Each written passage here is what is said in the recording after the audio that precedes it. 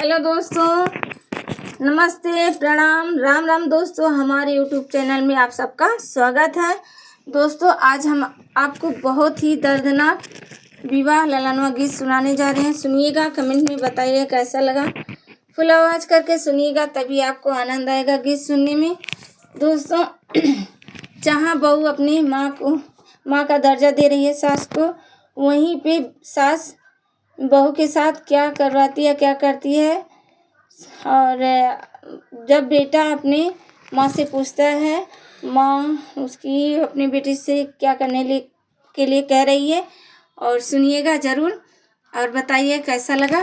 और देखिए दोस्तों, बेटा पे माँ विश्वास नहीं कर रही है। बेटा अपने माँ पे इतना विश्वास कर रहा है, भरोसा कर रहा है, पर माँ अपने बच्चे पे ज़रा सा भी विश्वास भरोसा नहीं कर रही है।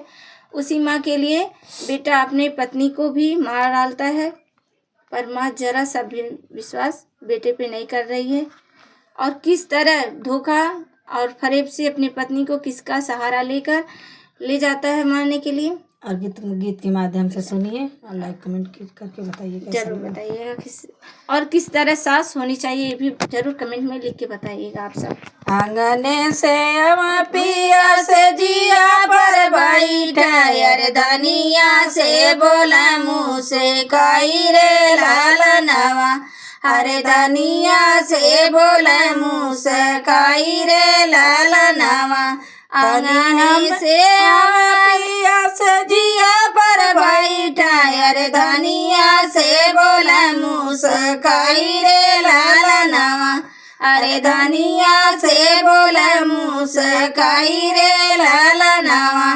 धनिया में धनिया डोलावा मोरी धनिया यार गरमी पड़ेला बड़ी जोर रे लाल नवा।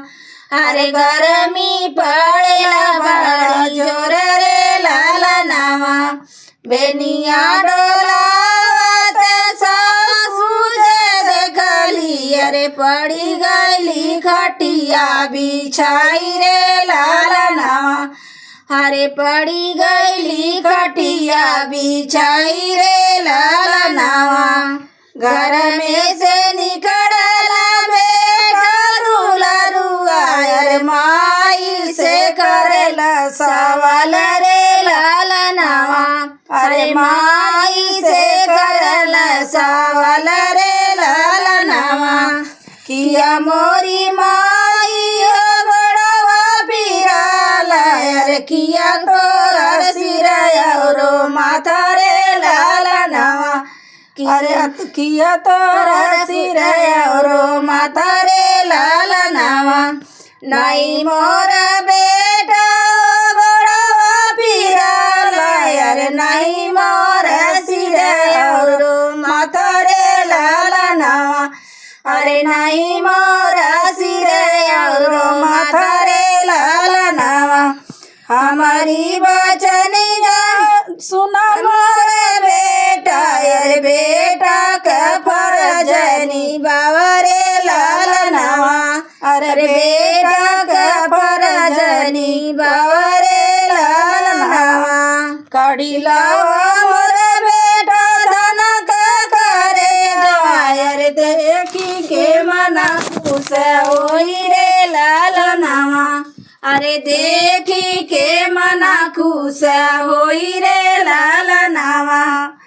धाना लगे पहुँचल बेटा दुलरुआ अरे धाना से करत पुकार रे लाल नवा। अरे धाना से करत पुकार रे लाल नवा।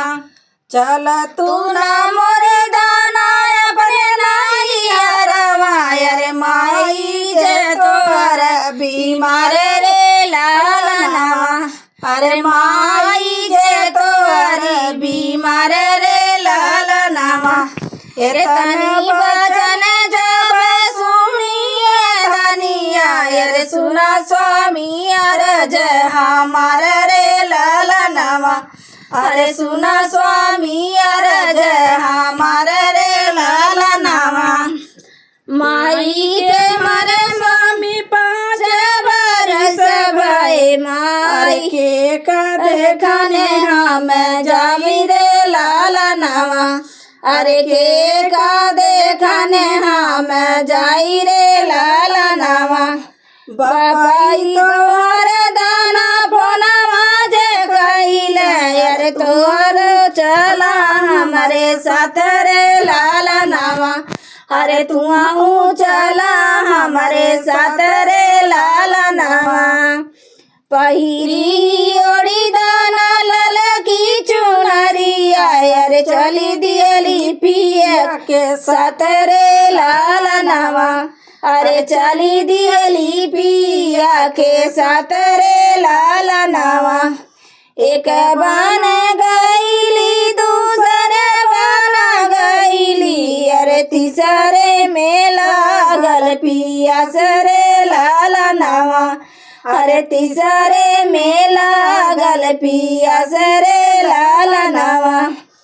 एक बूंद पानिया पियावा मोर स्वामी, अरे पानी भी ना होट सुखाल रे लाला नावा, अरे पानी भी ना होट कौमी लाई रे लाला नावा। एक बूंद पानिया नदिया मोर स्वामी, अरे चिछवा से मर तलवार रे लाला नावा, अरे पीछावा से मर तलवार रे लाला नावा। लेके तलवरिया मार मोर स्वामी, अरे बहे लाग खुनवा के धार रे लाला नावा, अरे बहे लाग खुनवा के धार रे लाला नावा। काड़ी करे जबिया माई लागे पहुँचाए, अरे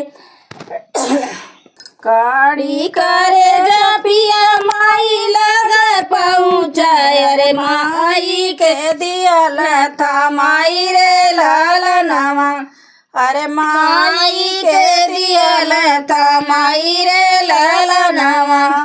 ले तू माई ओ धना का करे जवा, अरे तुहर जे मना खुश होई रे लाला नावा, अरे तोहर जे मना खुश होई रे लाला नावा। एतनी बचन सोनी मायूं सकानी, अरे सुना बेटा यार जे हमार रे लाला नावा, अरे सुना बेटा यार जे हमार रे लाला नावा।